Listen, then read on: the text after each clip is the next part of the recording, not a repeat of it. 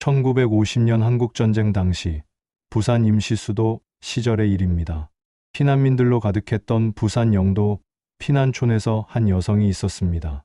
그녀의 이름은 김마리아 권사였습니다. 전쟁으로 남편을 잃고 두 아들과 딸 하나를 데리고 피난 온 그녀는 판잣집에서 살면서도 매일 새벽 5시면 어김없이 일어났습니다. 아이들은 어머니가 무엇을 하는지 궁금했습니다. 어둠 속에서 어머니는 남루한 보자기를 펼쳤습니다. 그 안에는 낡아서 페이지가 찢어진 성경책 한 권이 있었습니다. 김마리아 권사는 그 성경을 가슴에 품고 기도했습니다. 하나님, 이것만은 지켜주소서. 우리가 모든 것을 잃었어도 이 말씀만은 잃지 않게 하소서. 그녀의 장남이었던 김중곤 목사는 훗날 자신의 회고록 한국을 사랑한 한 영혼의 이야기에서 이렇게 기록했습니다. 어머니는 전쟁 중에도 그 성경책 하나만은 절대 잃어버리지 않으셨습니다. 그것은 조부께서 어머니께 물려주신 것이었고, 어머니는 그것을 우리에게 물려주고자 했습니다. 그 성경책 속에는 3대에 걸친 우리 가족의 믿음이 담겨 있었습니다. 사랑하는 여러분, 우리는 명절을 앞두고 있습니다. 명절이 되면 우리는 고향을 생각하고 조상을 기억하며 가족의 뿌리를 돌아봅니다. 그런데 오늘 하나님께서 우리에게 묻습니다. 너는 무엇을 지키고 있느냐? 다음 세대에게 무엇을 물려주려 하느냐? 바울은 로마 감옥에 갇혀 순교를 앞둔 상황에서도 자신의 영적 아들 디모데에게 편지를 씁니다. 그리고 그 편지의 핵심 메시지는 바로 이것입니다. 아름다운 것을 지키라. 우리 함께 이 명절 주간에 지켜야 할 아름다운 것이 무엇인지 디모데후서 1장 1절에서 14절까지 말씀을 묵상해 보겠습니다. 첫째, 아름다운 믿음의 유산을 지켜야 합니다. 바울은 디모데에게 편지를 시작하면서 무엇보다 먼저 디모데의 믿음의 뿌리를 기억하게 합니다. 3절에서 바울은 청결한 양심으로 조상적부터 섬겨오는 하나님께 감사한다고 말합니다. 조상적부터라는 표현은 헬라어 아포프로고논입니다. 아포프로고논은 혈통적 조상을 넘어서 믿음의 선조들을 의미합니다. 바울 자신도 유대인으로서 아브라함과 이삭과 야곱의 하나님을 섬겼고 그 믿음의 전통 위에 서 있었습니다. 그런데 더욱 감동적인 것은 5절입니다. 이는 내 속에 거짓이 없는 믿음이 있음을 생각함이라. 이 믿음은 먼저 내 외조모 로이스와 내 어머니 유니게 속에 있더니 내 속에도 있는 줄을 확신하노라. 우리말 거짓이 없는 믿음은 헬라어 아니포크리토스 피스티스입니다. 아니포크리토스는 위선 없는 진실한이라는 의미입니다. 이것은 무대에서 가면을 쓰고 연기하는 배우가 아니라 진짜 자신의 모습 그대로 하나님 앞에 서는 믿음을 말합니다. 그리고 이 믿음이 외조모 로이스로부터 어머니 유니게를 거쳐 디모데에게까지 3대에 걸쳐 전승되었다는 것입니다. 성경학자들은 디모데의 가정이 특별했다고 말합니다. 사도행전 16장 1절을 보면 디모데의 아버지는 헬라인이었고 어머니는 유대인이었습니다. 당시 유대 사회에서 이런 혼합 결혼은 매우 어려운 상황을 만들었습니다. 아버지가 이방인이었기에 디모데는 할례도 받지 못했습니다. 그러나 외조모 로이스와 어머니 유니게는 이런 어려운 환경 속에서도 어린 디모데에게 하나님의 말씀을 가르쳤습니다. 디모데후서 3장 15절을 보면 또 어려서부터 성경을 알았나니 라고 소개하고 있습니다. 우리말 어려서부터는 헬라어 아포브레푸스입니다. 아포브레푸스는 아기 때부터, 젖먹이 때부터라는 의미입니다. 이것이 얼마나 아름다운 유산입니까? 할머니가 어머니에게, 어머니가 아들에게 물려준 것은 재산이 아니었습니다. 땅 문서도 아니었습니다. 그것은 바로 거짓 없는 믿음이었습니다. 영국의 설교자 찰스 스펄전은 그의 자서전에서 이렇게 고백합니다. 나의 회심의 비밀은 나의 할머니에게 있습니다. 할머니는 나를 무릎에 앉히고 성경 이야기를 들려주셨습니다. 할머니는 내가 목사가 되기를 간절히 기도하셨고 나는 그 기도의 응답입니다. 내가 오늘 하나님을 섬길 수 있는 것은 할머니의 무릎 기도 때문입니다. 사랑하는 여러분, 명절에 우리는 무엇을 기억해야 합니까? 우리의 뿌리를 기억해야 합니다. 누가 우리에게 믿음을 전해 주었습니까? 어머니의 기도가 있지 않았습니까? 아버지의 헌신이 있지 않았습니까? 혹은 할머니의 눈물이, 할아버지의 성경책이 있지 않았습니까? 시편 137편 1절은 말씀합니다. 우리가 바벨론의 여러 강변거기에 앉아서 시온을 기억하며 울었도다. 바벨론 포로로 끌려간 이스라엘 백성들은 모든 것을 잃었습니다. 나라도 잃고 성전도 잃고 자유도 잃었습니다. 그러나 그들은 시온, 즉 예루살렘 성전을 기억했습니다. 하나님을 기억했습니다. 그 기억이 바벨론 포로 생활의 고난과 고통에서 그들을 지켜준 것입니다. 예레미야애가 1장 1절에서 2절은 이렇게 노래합니다. 슬프다 이성이여, 전에는 사람들이 많더니 이제는 어찌 그리 적막하게 앉았는고. 전에는 열국 중에 크던 자가 이제는 과부같이 되었고, 전에는 열방 중에 공주되던 자가 이제는 세받는 자가 되었도다. 밤새도록 슬피 우니 눈물이 뺨에 흐름이여. 예루살렘이 멸망하고 성전이 불타고 백성들이 포로로 끌려가는 그 참담한 상황에서도 예레미야 선지자는 울며 노래합니다. 왜입니까? 기억하기 위함입니다. 잊지 않기 위함입니다. 다음 세대에게 전하기 위함입니다. 여러분, 오늘 우리에게 묻습니다. 우리는 믿음의 유산을 기억하고 있습니까? 그리고 믿음의 유산을 다음 세대에게 전하고 있습니까? 명절에 송편을 빚고 차례상을 차리는 것도 의미가 있습니다. 하지만 더 중요한 것이 있습니다. 그것은 하나님께 예배하는 것입니다. 말씀을 읽는 것입니다. 기도하는 것입니다. 외조모 로이스와 어머니 유니게처럼 우리의 자녀들에게 거짓 없는 믿음을 물려주어야 합니다. 이것이 가장 아름다운 유산입니다. 이것이 가장 귀한 상속입니다. 결단하십시오. 오늘부터 이 귀하고 아름다운 믿음의 유산을 물려주기 위해 힘쓰고 애쓰는 여러분 되시기를 예수님 이름으로 축복합니다. 둘째로 아름다운 능력을 다시 부릴 듯 해야 합니다. 바울은 디모데에게 믿음의 유산을 기억하라고 말한 후 이제 그 다음 단계로 나아갑니다. 6절 말씀입니다. 그러므로 내가 나의 안수함으로 내 속에 있는 하나님의 은사를 다시 부릴 듯 하게 하기 위하여 너로 생각하게 하노니. 우리말 다시 부릴 듯 하게 하다는 헬라어 아나조퓨레오입니다. 아나조퓨레오는 다시를 뜻하는 아나와 불을 지피다는 뜻의 조퓨레오의 합성어입니다. 다시 불을 지피다라는 말은 꺼져가는 불씨를 다시 살려내는 모습을 묘사합니다. 겨울밤 화로에 있는 숯불이 재로 덮여 거의 꺼질 것 같을 때 우리는 부채질을 해서 다시 불을 살립니다. 바로 그런 모습입니다. 왜 바울은 이런 표현을 사용했을까요? 그것은 디모데가 두려움과 소극적인 모습을 보이고 있었기 때문입니다. 디모데는 에베소 교회를 담임하고 있었습니다. 하지만 여러 어려움에 직면해 있었습니다. 거짓 교사들의 도전이 있었고 교회 내부의 갈등이 있었으며 바울이 로마 감옥에 갇히면서 박해의 위협도 증가하고 있었습니다. 디모데는 젊었고 성격상 소심한 면이 있었습니다. 그래서 바울은 7절에서 이렇게 선포합니다. 하나님이 우리에게 주신 것은 두려워하는 마음이 아니요 오직 능력과 사랑과 절제하는 마음이니. 우리말 두려워하는 마음은 헬라어 데일리아입니다. 데일리아는 비겁함, 소심함을 의미합니다.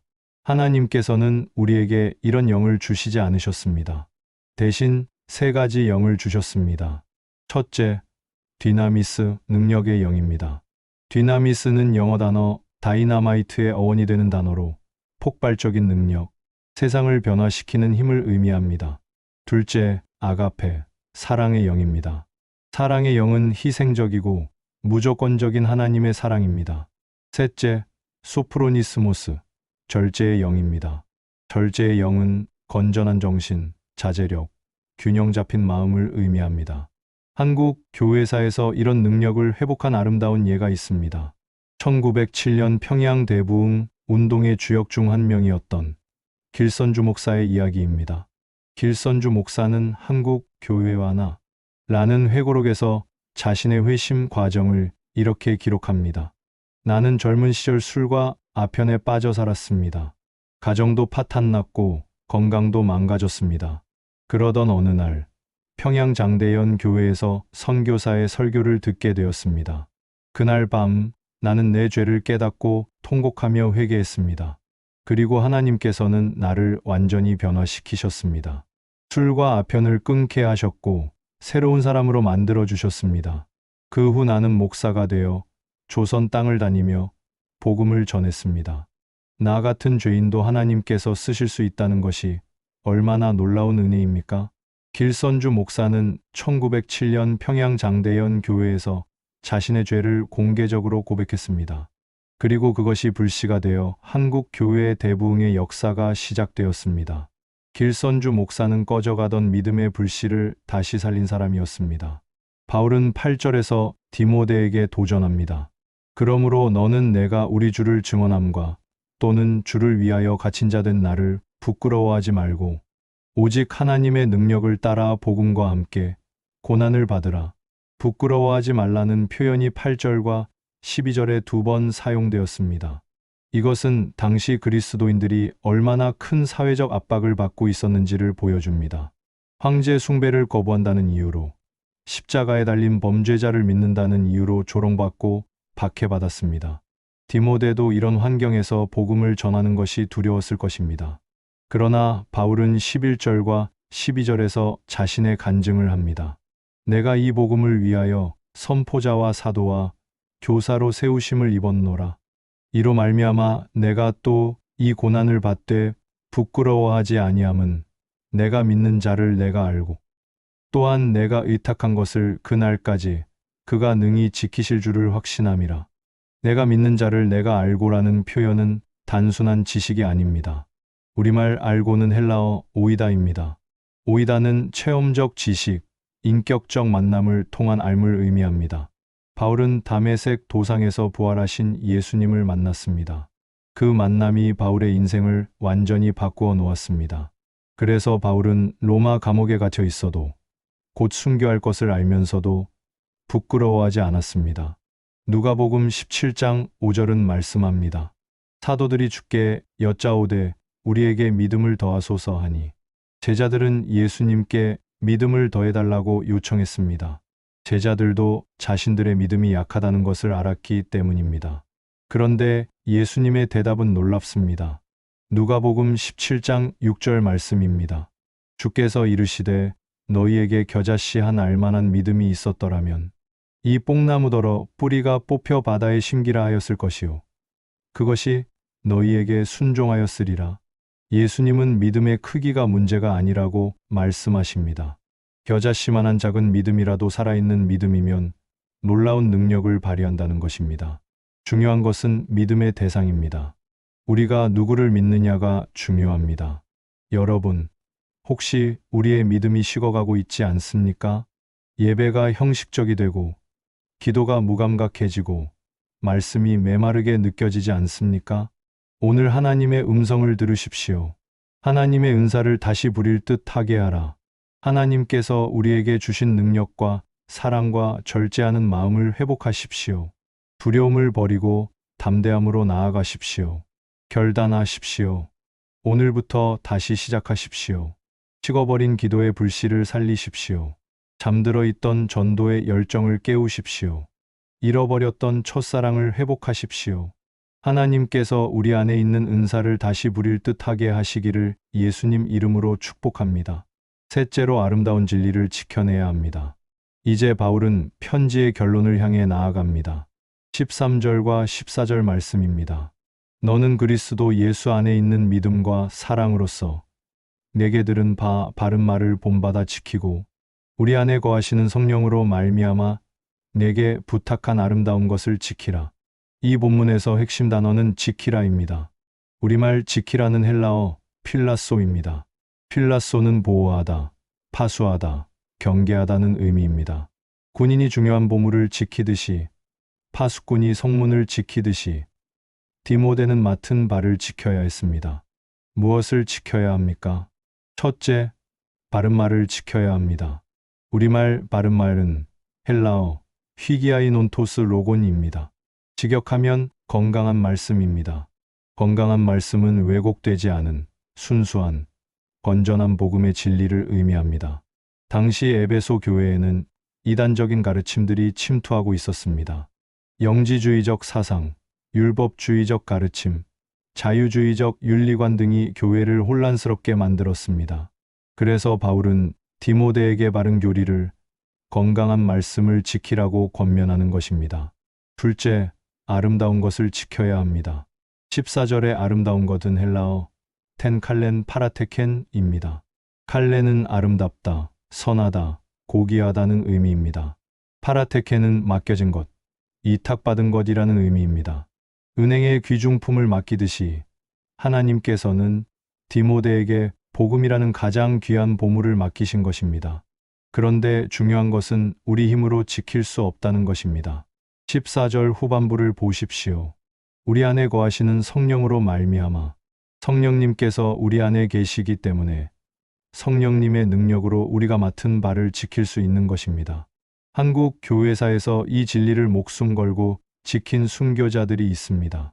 1905년 을사늑약 이후 일제의 압제가 심해지자 많은 그리스도인들이 신사참배 거부로 순교했습니다. 주기철 목사님, 손양원 목사님 등 수많은 신앙의 선배들이 신앙을 지키기 위해 목숨을 바쳤습니다. 주기철 목사님은 평양 산정현교회에서 신사참배를 거부하다가 투옥되었습니다. 주기철 목사님의 유고집 옥중서신에는 이런 기도문이 있습니다. 주여, 이 몸이 죽도록 신앙을 지키게 하옵소서. 주를 배반하느니 차라리 죽게 하옵소서. 내가 목숨을 버리는 한이 있어도 주님을 부인할 수는 없나이다. 사랑하는 여러분, 오늘날 우리는 순교를 당할 정도의 박해는 받지 않습니다. 그러나 다른 형태의 도전들이 있습니다. 세속화의 물결, 상대주의 사상, 물질 만능주의, 쾌락주의 등이 우리의 신앙을 위협합니다. 주의를 지키기가 어렵습니다. 11조를 드리기가 부담스럽습니다. 전도하기가 두렵습니다. 그러나 오늘 하나님의 말씀을 들으십시오. 내게 부탁한 아름다운 것을 지키라. 명절을 앞두고 우리는 지켜야 할 것들이 있습니다. 첫째, 주의를 지키십시오. 명절이라고 해서 예배를 포기하지 마십시오. 고향에 내려가도 그 지역 교회를 찾아 예배드리십시오. 둘째, 가정의 재단을 지키십시오. 차례상 대신 감사 예배를 드리십시오. 음복 대신 함께 기도하십시오. 셋째, 복음의 진리를 지키십시오. 이상한 가르침에 미혹되지 마십시오. 바른 교리를, 건강한 신앙을 지키십시오. 시편 137편 5절과 6절은 이렇게 노래합니다. 예루살렘아, 내가 너를 잊을진대 내 오른손이 그의 재주를 잊을지로다. 내가 예루살렘을 기억하지 아니하거나 내가 가장 즐거워하는 것보다 더 즐거워하지 아니할진대 내 혀가 내 입천장에 붙을지로다. 바벨론 포로로 끌려간 이스라엘 백성들은 예루살렘을 잊지 않겠다고 맹세합니다. 하나님의 성을 기억하겠다고 다짐합니다. 오른손이 재주를 잊을지언정, 혀가 입천장에 붙을지언정 예루살렘을 잊지 않겠다는 것입니다. 여러분, 우리도 이런 결단이 필요합니다. 세상이 아무리 변해도, 환경이 아무리 어려워도 우리가 지켜야 할 것들이 있습니다. 예레미야 애가 5장 19절에서 21절은 이렇게 기도합니다. 여호와여, 주는 영원히 존재하시니 주의 보좌는 세세에 미치나이다. 주께서 어찌하여 우리를 영원히 잊으시오며 우리를 이같이 오래 버리시나이까? 여호와여, 우리를 주께로 돌이키소서. 그리하시면 우리가 주께로 돌아가겠사오니 우리의 날을 다시 새롭게 하소서. 이것이 우리의 기도가 되어야 합니다. 주께로 돌이키소서. 우리의 날을 다시 새롭게 하소서. 결단하십시오. 오늘 이 순간 다짐하십시오. 나는 주의를 지키겠습니다. 나는 말씀을 지키겠습니다. 나는 기도를 지키겠습니다. 나는 믿음을 지키겠습니다. 나는 내게 맡겨진 아름다운 것을 지키겠습니다. 이것이 바로 명절을 맞이하는 그리스도인의 자세입니다. 조상을 기억하되 하나님을 더욱 높이고 가족을 사랑하되 교회를 더욱 귀히 여기며 전통을 존중하되 복음을 더욱 소중히 지키는 것입니다. 사랑하는 여러분, 오늘 우리는 디모데후서 1장 1절부터 14절까지 말씀을 통해 아름다운 것을 지키라는 주제로 함께 은혜를 나누었습니다. 바울은 로마 감옥에서 생의 마지막 순간에 자신의 영적 아들 디모데에게 가장 중요한 메시지를 전합니다. 그것은 세 가지였습니다. 첫째, 아름다운 믿음의 유산을 기억하라.